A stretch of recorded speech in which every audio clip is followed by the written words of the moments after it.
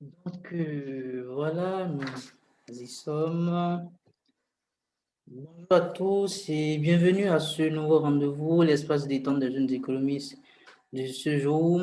La dernière fois, à notre dernier rendez-vous avec M. Koboudi, nous avons parlé de l'écosystème entrepreneurial au Bénin.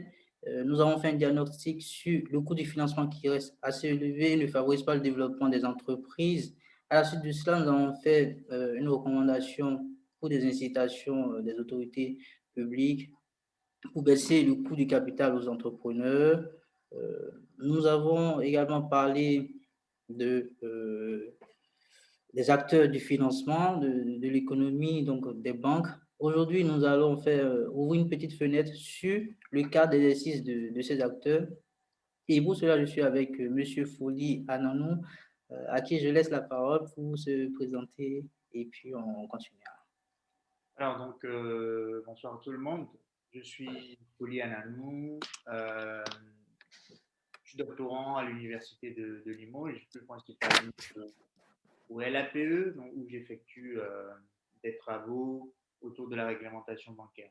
J'ai été précédemment président de l'Afrique des idées et l'ensemble de mes écrits au niveau de l'Afrique des idées portent un peu sur le développement en Afrique, le rôle des banques, la réglementation et tout ce qui tourne autour du financement de l'économie, la taxation. Et donc, vous pouvez retrouver tout ce que j'ai pu produire ou écrit, que ce soit dans Jeune Afrique ou sur le site de l'Afrique des idées. Très bien, merci Foli. Pour revenir à notre sujet aujourd'hui, nous allons parler de la réglementation prudentielle dans la zone UEMOA. Alors, ce qu'il faut savoir tout de suite, c'est que euh, les banques sont tenues de respecter certaines règles, hein, certaines mesures, donc un certain dispositif dans l'exercice de leurs fonctions pour éviter ou en tout cas respecter une certaine condition dans leur prise de risque hein, pour éviter à la fin des situations de crise financière qui peuvent finir aussi sur des crises économiques, hein, comme on l'a connu par le passé. Alors tout de suite, on peut me dire qu'aujourd'hui nous sommes en crise, mais ça ne provient pas des banques. Je réponds oui, bien sûr, ça ne provient pas des banques, mais il faut savoir qu'en économie, on n'est pas là forcément pour prévenir coûte que coûte, pour à tout prix une crise, mais on est là pour mettre des warnings, en tout cas des marqueurs, pour éviter d'avoir des situations catastrophiques. Alors, euh, juste un petit truc, je suis en train de regarder un truc en même temps. Alors, dans cette lancée, il faut aussi retenir que récemment, ou dans le sillage de la crise financière de 2007-2008, le cas d'exercice des banques, donc la réglementation prudentielle, a connu des améliorations, hein. Et aujourd'hui, on se pose aussi beaucoup de questions sur euh, l'avancement de la mise en place de cette réglementation dans la zone UEMOA. Et justement, M. Folly nous a écrit une très belle tribune là-dessus, à l'Afrique des idées, euh, et qui parle des banques africaines à l'aide de la réglementation prudentielle BAL 3. Donc, M. Folly, est-ce que vous pouvez nous expliquer un peu les grandes idées hein, de votre tribune? De quoi vous y parlez? Ma tribune essaie juste de faire un miroir en fait sur comment est-ce que l'évolution vers ce nouveau dispositif prudentiel pourrait impacter les banques d'une part et comment est-ce que elles vont pouvoir jouer leur rôle d'intermédiaire financier. Alors, euh, il faut d'abord rappeler que c'est d'abord une nécessité au niveau de l'UEMOA de faire avancer le cadre prudentiel. Pourquoi? Parce que les règles actuelles qui sont en place datent quand même de l'époque de BAL 1. Donc, ils n'ont pas évolué vers BAL 2. Et il faut dire que ce qui est prévu autour de BAL 3 aujourd'hui n'est pas loin de ce qui existe aujourd'hui. Il y a certains ratios qui vont évoluer, certains paramètres qui vont évoluer donc, en tenant compte du contexte économique et financier mondial après la crise de 2007-2008. Et donc, bien entendu, c'est une nécessité de faire évoluer ce cadre prudentiel. Maintenant, le faire évoluer ne nécessite pas forcément d'adopter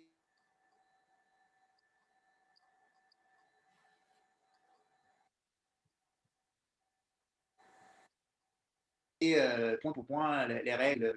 Le cadre prudentiel qui est édité au niveau de Bâle, c'est un cadre prudentiel qui est édité et qui est concerté avec des responsables de banques centrales, bien entendu. Et au niveau de ce cadre, je pense qu'il n'y a que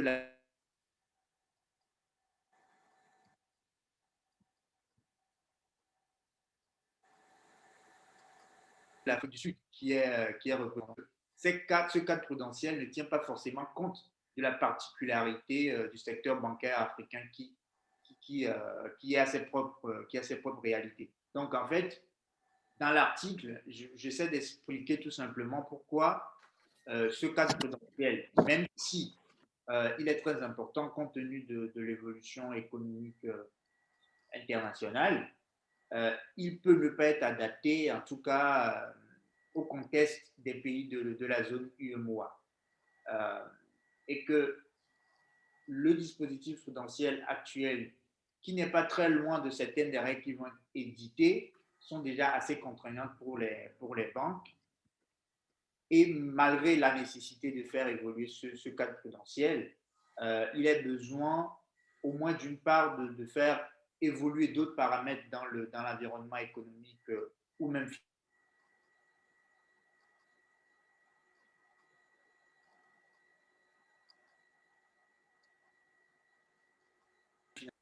qui ont senti cette nécessité d'évoluer vers ce cadre-là. La mise en place n'est pas encore totale. Ces règles existent maintenant depuis une dizaine d'années, mais leur mise en place effective tarde. C'est pour dire que même au niveau des pays occidentaux, c'est encore quelque chose qu'il est difficile à mettre en place, qu'il est difficile à mettre en œuvre parce qu'il est difficile justement d'évaluer comment est-ce que cela va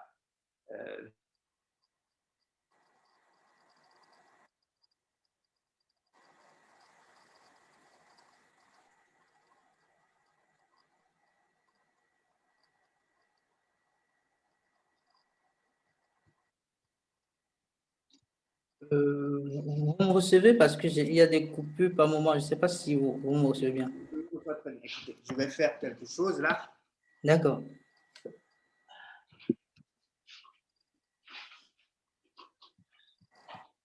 Je ne sais pas si ça serait mieux, mais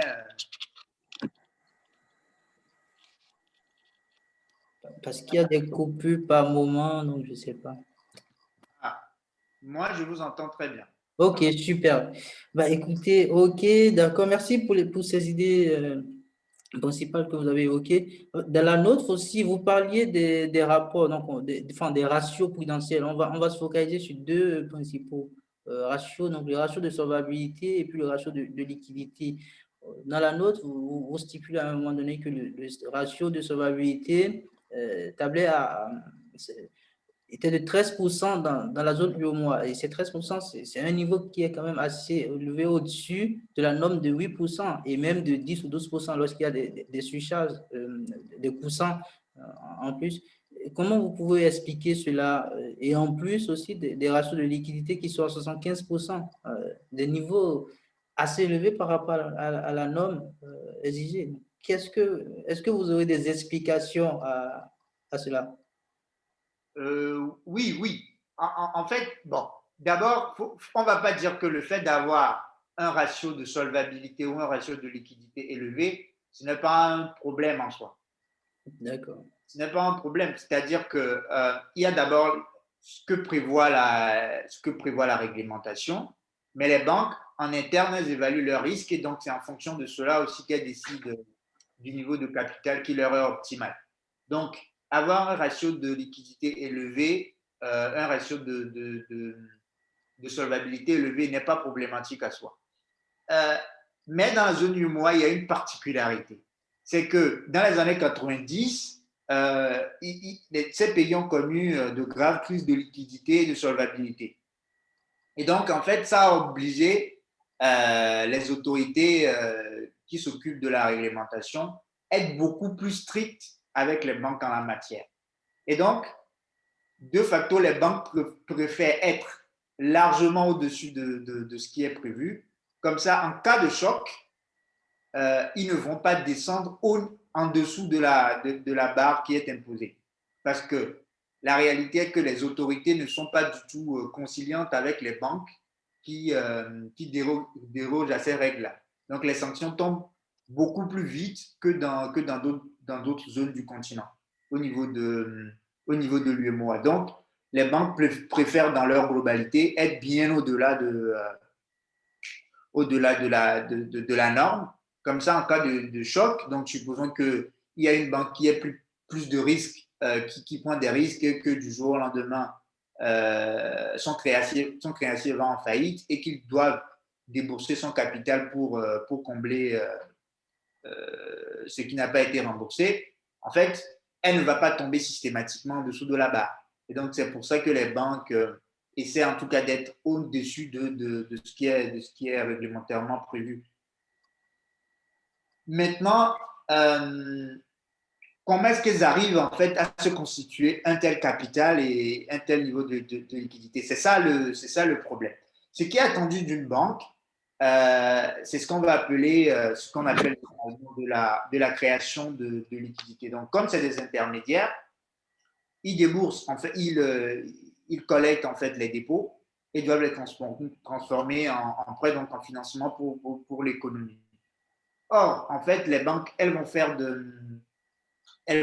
prêts, elles vont avoir des intérêts là-dessus.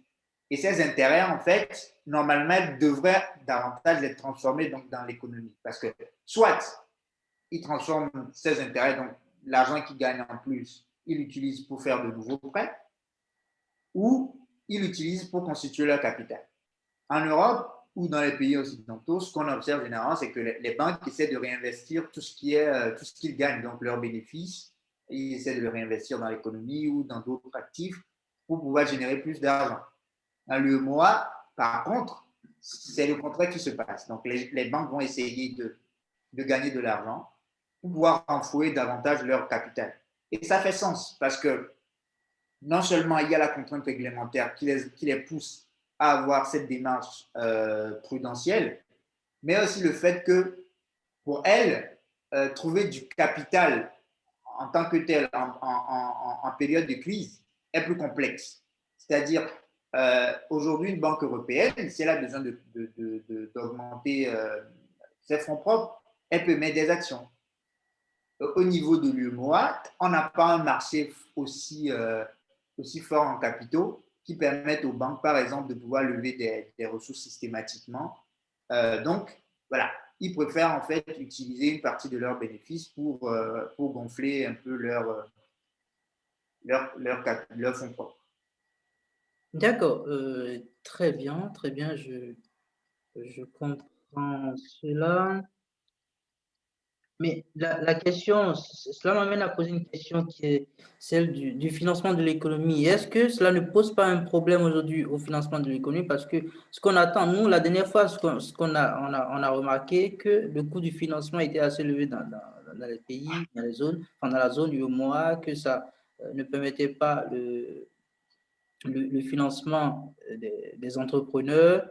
Et la question nous, on se pose, que moi je me pose aujourd'hui, est-ce que ce cadre réglementaire aujourd'hui ne pose pas de problème au financement de l'économie?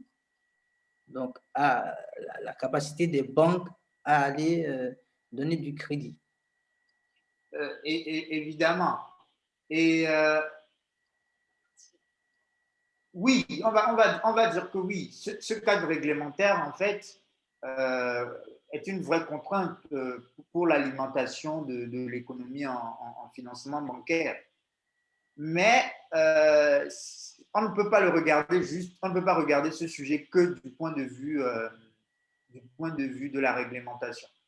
Parce que le défaut de financement de l'économie globalement par les banques est à la fois lié à ce cadre réglementaire, mais aussi, je dirais, à l'absence d'une bancarisation à l'échelle régionale plus forte en fait que dans d'autres zones. Je m'explique. Euh, les banques, en fait, elles ont besoin d'évaluer systématiquement les risques avant d'accorder des prêts. Ce qui manque aujourd'hui en zone UEMOA, c'est une forte bancarisation qui permette aux banques de pouvoir évaluer pour chacun de leurs clients qui souhaiteraient faire un prêt, en tout cas les nouveaux, pas les anciens, de pouvoir évaluer de façon effective les risques. Donc en fait, ce manque de traçabilité, d'information, cette opacité d'information autour de leurs clients les empêche de systématiquement offrir des prêts. Donc, oui, la réglementation, elle est contraignante, elle est forte, elle est plus stricte, plus rigoureuse que ailleurs, mais et cela aurait certainement eu un impact plus fort s'il n'y avait pas d'autres. En tout cas, on pouvait lui donner tout le poids du manque de financement bancaire si tous les autres contextes étaient vérifiés, c'est-à-dire une forte bancarisation, une évaluation des risques assez soignée au niveau des banques. Si tous ces paramètres avaient été vérifiés, on aurait pu mesurer pleinement l'impact en fait de la réglementation. Parce que comme je le disais, oui, la réglementation est stricte, mais on peut voir que les banques, de toute façon, elles sont prudentes. C'est-à-dire que s'il n'y avait pas s'il y avait en fait peut-être des projets rentables qu'elles peuvent évaluer de façon crédible, peut-être qu'elles offriraient des prêts et qu'elles ne seraient pas aussi prudentes qu'elles le sont aujourd'hui. Donc, on ne peut pas tout dire que la réglementation est le principal frein, mais elle y contribue, je pense. D'accord.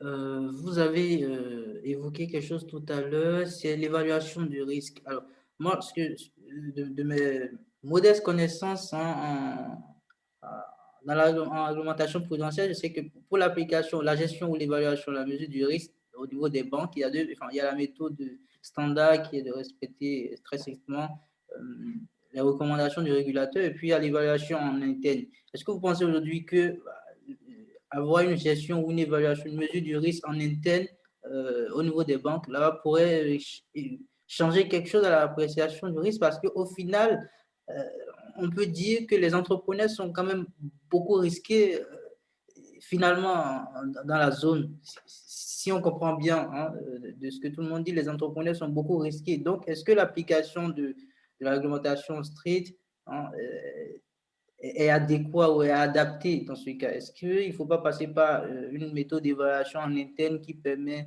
voilà, de vraiment apprécier le risque par rapport aussi au contexte hein, économique, à l'environnement économique aussi? Est-ce que vous pensez que qu'il y aurait une... Je pense qu'il faut les deux. Et c'est ce qui se fait partout. Il faut les deux.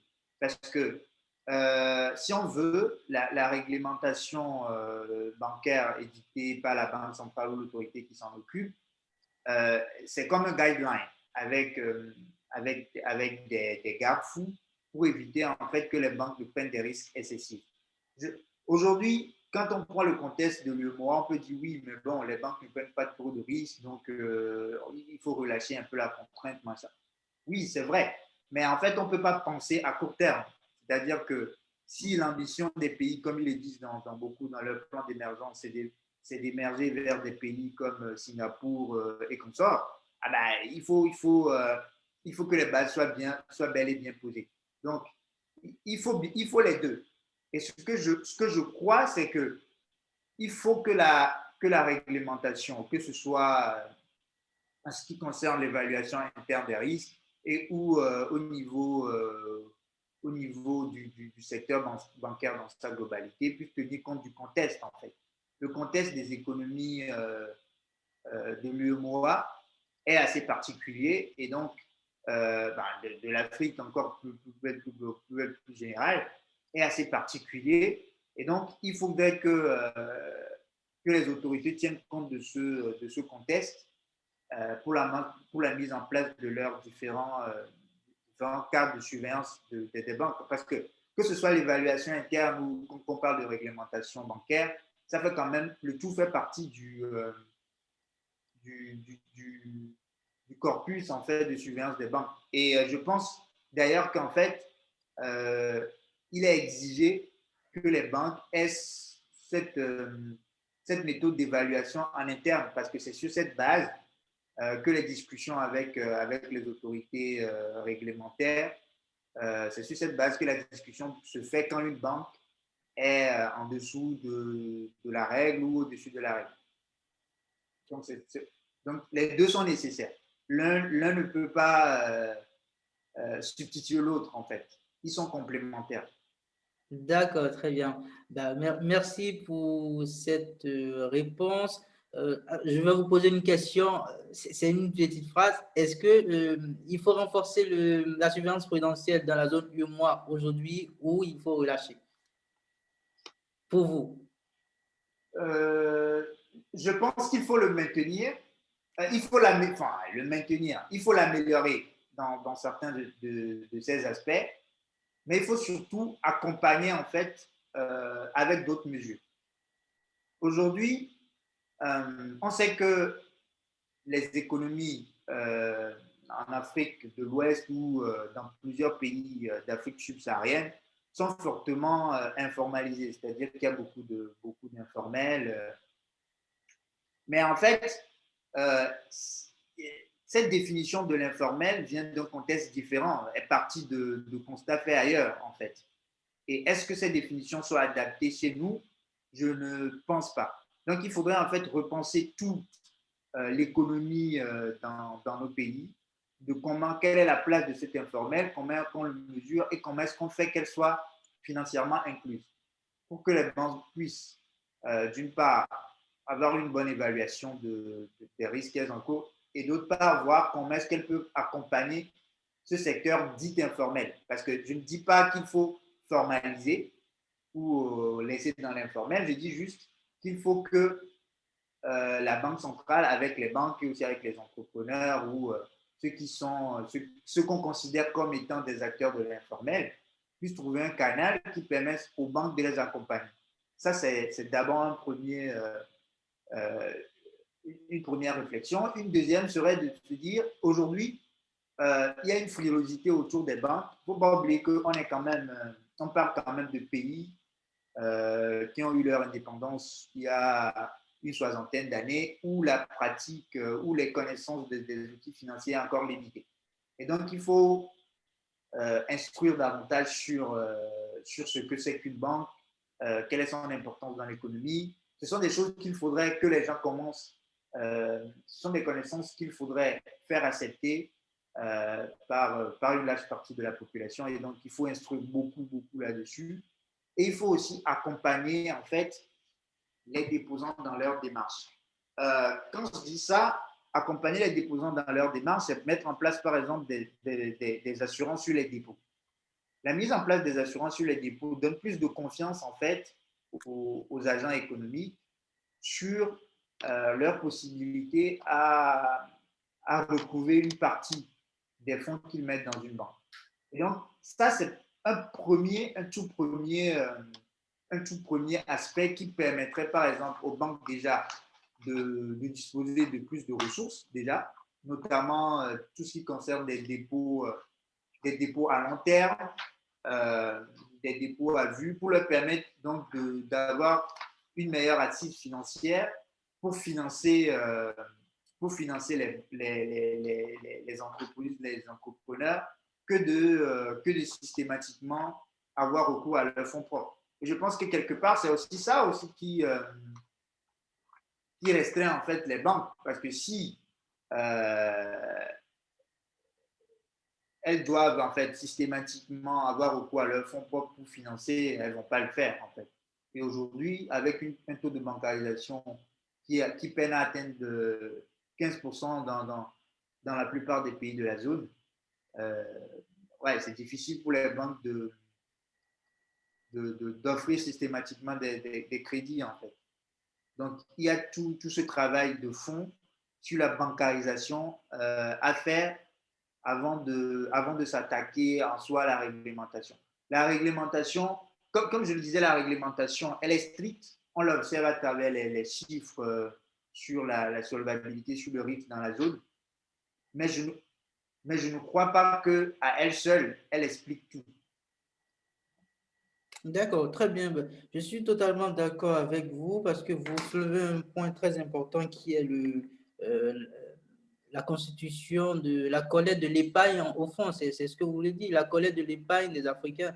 Parce que quand on n'a pas la possibilité de collecter l'épargne, parce il faut revenir à la fonction de base de la banque, quand c'est collecter l'épargne des ménages et transformer cela en des crédits pour des entrepreneurs ou ceux qui ont des projets, investir dans des projets qui vont générer des revenus. Donc, vous mentionnez clairement que la collecte de l'épargne des Africains fait défaut et donc ça constitue aussi un frein pour le financement de l'économie au fond. Parce que si la banque doit se baser uniquement sur ses fonds propres pour donner, octroyer des crédits, c'est beaucoup plus compliqué. On est beaucoup plus enclin à ne pas donner du crédit. C'est ça. Merci pour cette précision que vous nous faites. Ça complète aussi la liste des recommandations que M. Koboudi et moi avons fournies récemment sur les incitations. On avait notamment parlé des incitations des autorités publiques hein, pour baisser le coût du capital, mais aussi là, nous pouvons rajouter avec vous les incitations pour la bancarisation des populations, ce qui permettra de collecter assez d'épargne et pour les banques, et donc, le refinancement de l'économie. On va essayer de conclure. Je vais vous demander si vous auriez des recommandations aujourd'hui, vous, par rapport à la réglementation des banques dans l'espace urbain. Est-ce que vous aurez des recommandations?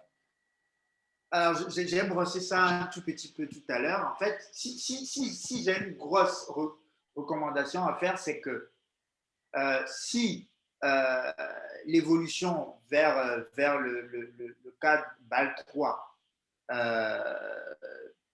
est quelque chose que, que les autorités de la Banque centrale sont enclins à faire, c'est très bien.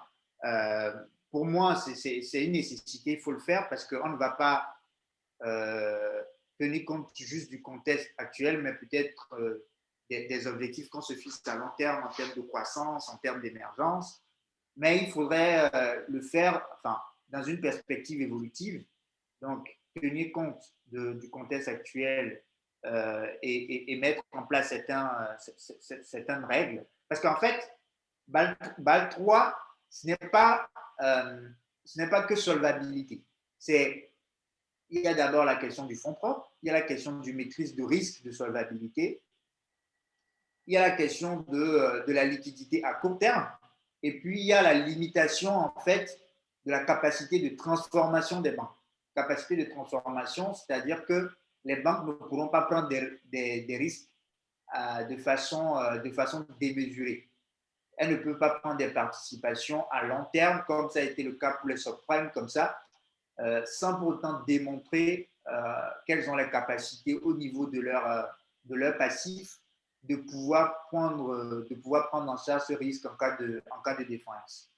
Donc, c'est surtout sur ce dernier point-là qu'il y a une grosse contrainte. C'est ce qu'on appelle, pour ceux que ça intéresse, le NSFA. Et c'est cette loi-là, ou du moins cette règle, qui est le gros point d'interrogation sur ce qui peut se passer. Aujourd'hui, personne ne peut évaluer, dire voilà, jusqu'à quel niveau est-ce que la mise en place de cette règle sera une contrainte. Mais je pense que l'accompagnement, ou du moins quelque chose qui manque aujourd'hui dans l'environnement bancaire au niveau de l'UEMOA, c'est cette assurance sur les dépôts. Il est bien vrai qu'on ne voit pas beaucoup de banques dans l'UEMOA aller en défaut, parce que justement, le cadre prudentiel fait que une banque ne va pas en situation de crise assez facilement dans la zone. Mais je pense que la mise en place d'une assurance sur les dépôts, sur les crédits, pourrait rassurer tout le monde. Non seulement les déposants, donc les consommateurs, mais aussi les banques.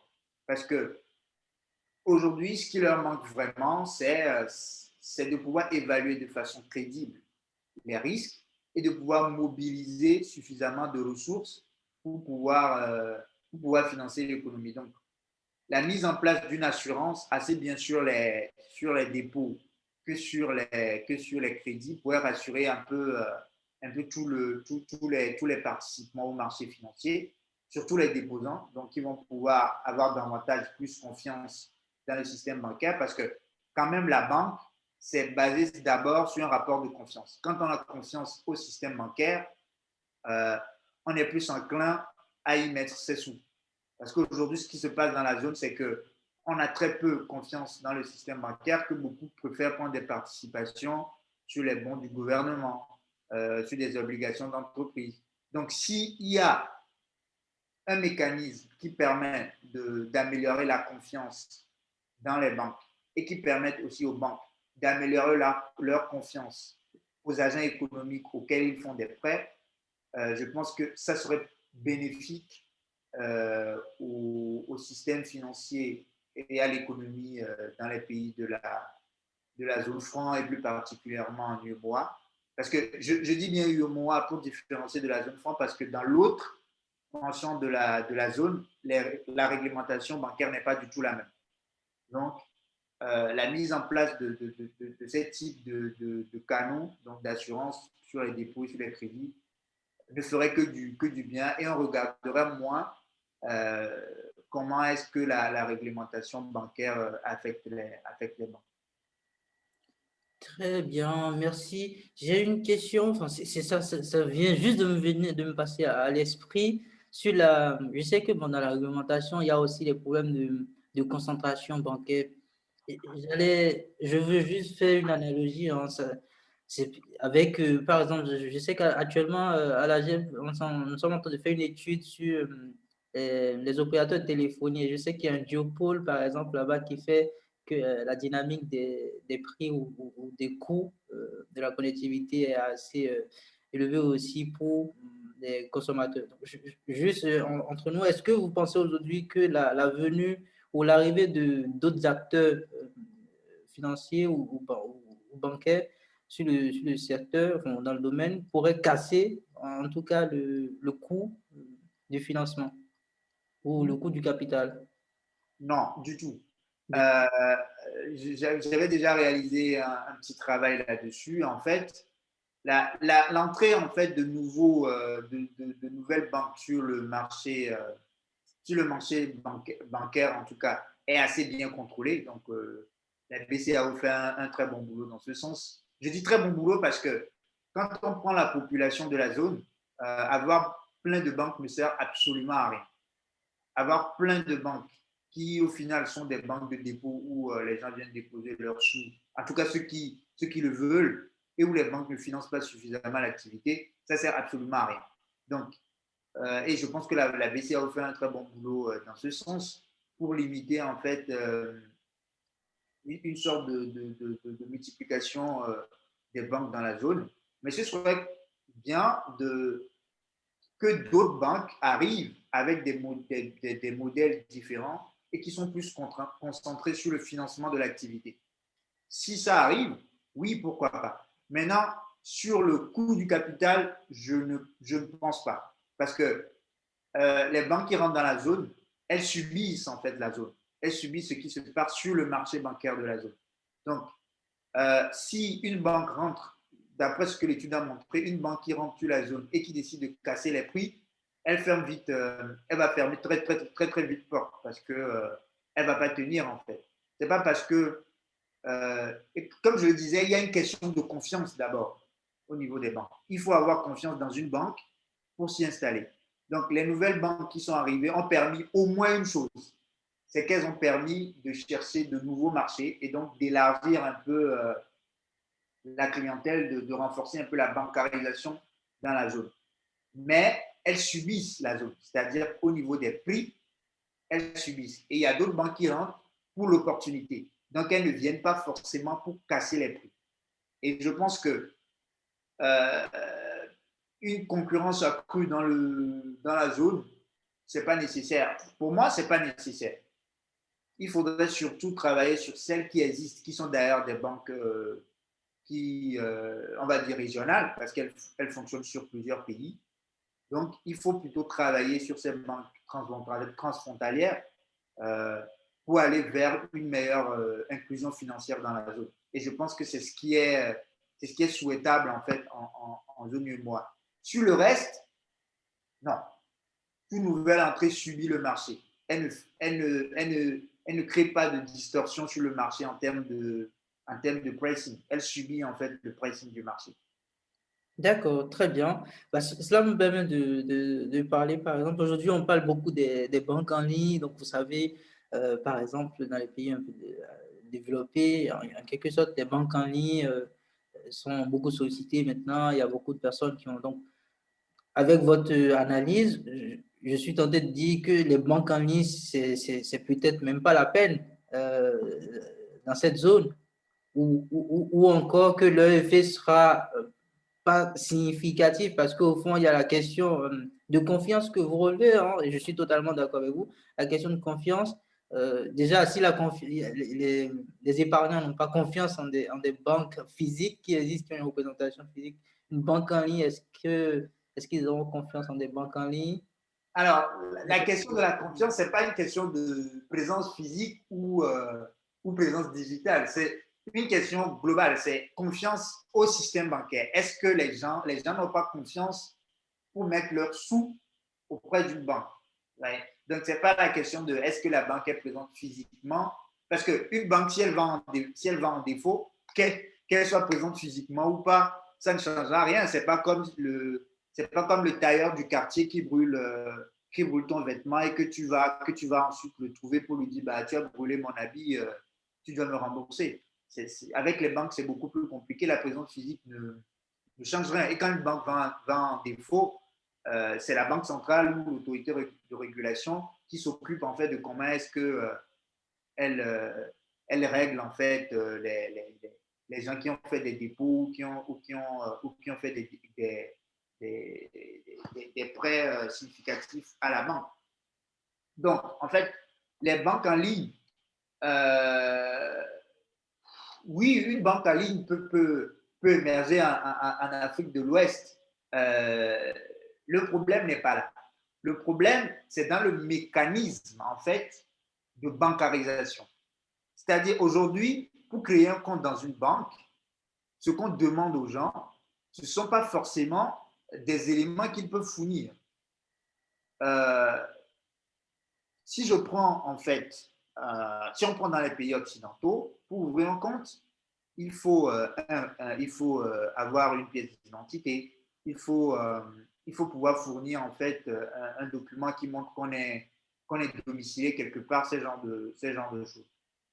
Rien que dans le cadastre dans l'urbanisation des pays africains, même dans les grosses villes, il n'y a pas forcément un plan bien établi. Et vous avez plein de personnes qui travaillent en fait dans ce qu'on appelle l'informel dans nos pays. Et comment est-ce que quelqu'un qui travaille dans l'informel peut faire la preuve de revenus? Quelqu'un qui habite, je vais prendre un exemple. Vous pouvez prendre l'exemple d'un village ou d'un coin au Togo. Oui, oui, oui. Ou vous prenez quelqu'un prenons par exemple le pouce-pouce en fait. Le pouce-pouce au marché de Dantokpa. Comment le pouce-pouce au marché de Dantokpa, qui dort sur son pouce-pouce au sein du marché, comment est-ce que ce dernier, par exemple, va pouvoir justifier auprès d'une banque qu'il fait une activité, que cette activité le rémunère autour de, je ne sais pas, 5 000 par jour et qu'il souhaiterait avoir un compte bancaire, supposons. En fait, la façon dont on s'enregistre dans une banque, elle est tellement compliquée dans nos pays que n'importe qui ne peut pas le faire. Et pour moi, c'est à ça qu'il faut réfléchir d'abord.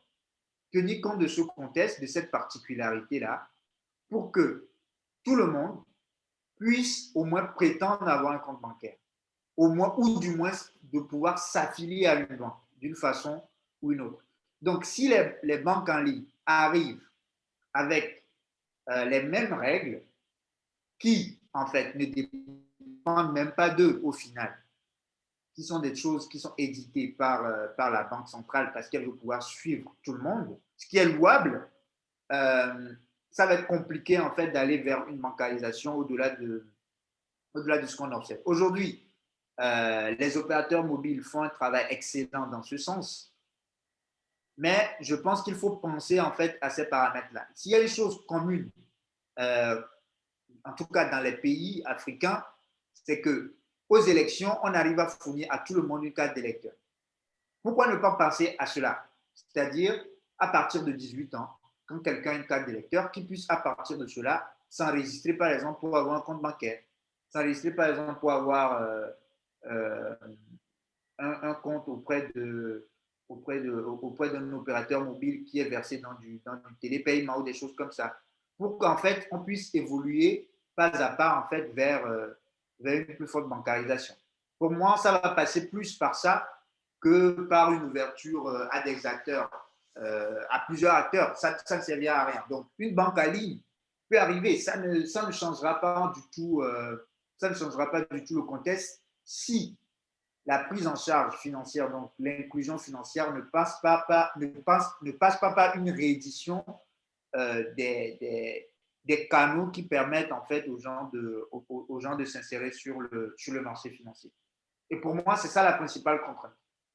D'accord, très bien. Bah, écoutez, je suis plutôt content que, bah, au final, on revient tous quand même toujours aux mêmes conclusions qui est le cadre existant à la base, hein. C'est ça, on peut s'attaquer aux banques, oui, mais je vois, je constate que vous partagez avec moi ou Sophonie ou d'autres avec qui on a eu à interagir que c'est le cadre, hein, le cadre de base qui ne favorise pas beaucoup de choses au final. Oui, bah, après, après pour moi, c'est louable en fait cet effort parce qu'il faut pouvoir quand même tracer tout ceux qui quand même font des activités financières parce que si ce n'est pas le cas, euh, le blanchiment d'argent, ça va être facile dans la zone.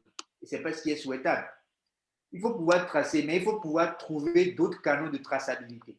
Parce que j'imagine que la bonne vieille dame qui vend des beignets sur la route menant de Lomé à Cara, qui peut-être n'a jamais été à l'école, qui pour des raisons sociétales ou culturelles était contrainte de ne pas aller à l'école, qui ne sait pas que voilà qu'il faut à la naissance fournir un acte d'état civil à ses enfants, qui ne le fait pas.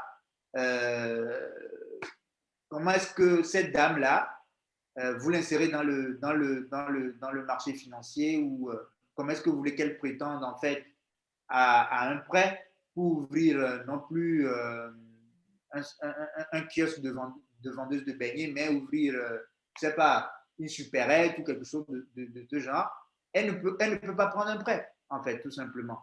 Et il faut penser à ces gens-là pour pouvoir, pour repenser, en fait, comment est-ce que la banque doit être dans nos pays.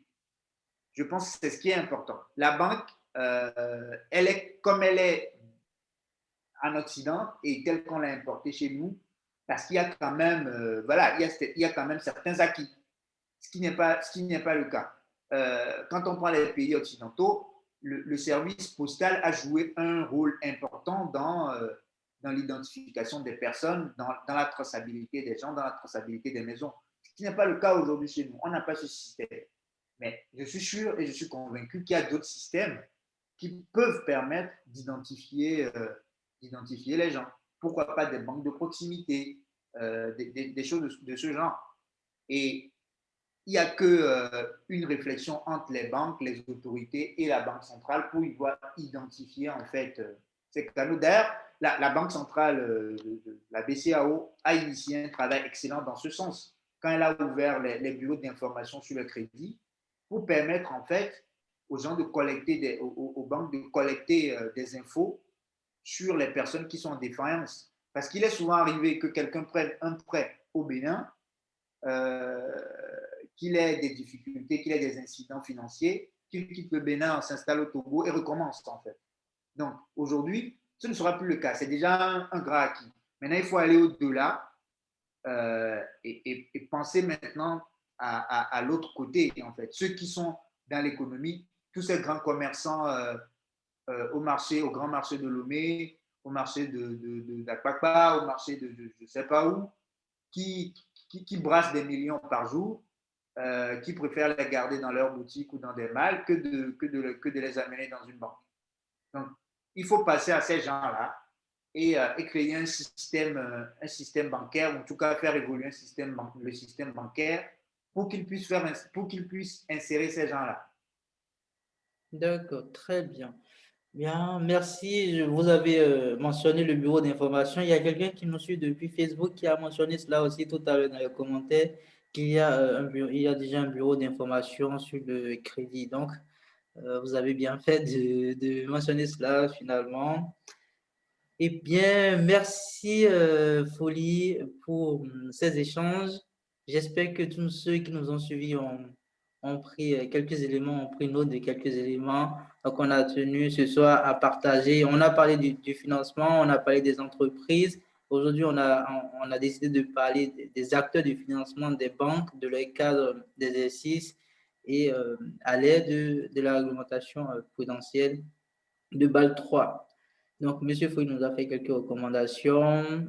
Donc, on va lui dire un sincère merci pour ses partages. Et puis, on espère se retrouver très prochainement pour d'autres espaces détente ou à d'autres conférences avec beaucoup plus d'audience. On espère, on espère. Donc, merci pour l'invitation et j'espère que c'est peut-être le début d'une grande et bonne collaboration avec l'Afrique des idées, qui, je sais, a un membre actif qui est en permanence en contact avec vous. Donc, on espère avoir l'occasion de travailler avec vous sur d'autres sujets. Euh, au-delà des publications qu'on peut faire de temps en temps. Nous avons par ailleurs d'autres publications dont je suis sûr qui pourraient être d'intérêt pour vous. Donc, n'hésitez pas à consulter le site de l'Afrique des idées. Nous avons mené des enquêtes sur la situation professionnelle en Afrique, sur l'enseignement professionnel, l'éducation, la santé et plein d'autres sujets qui peuvent être d'intérêt, je pense, pour beaucoup de jeunes béninois. Merci Folie. Merci à vous et bonne soirée. Merci, bonne soirée. Merci.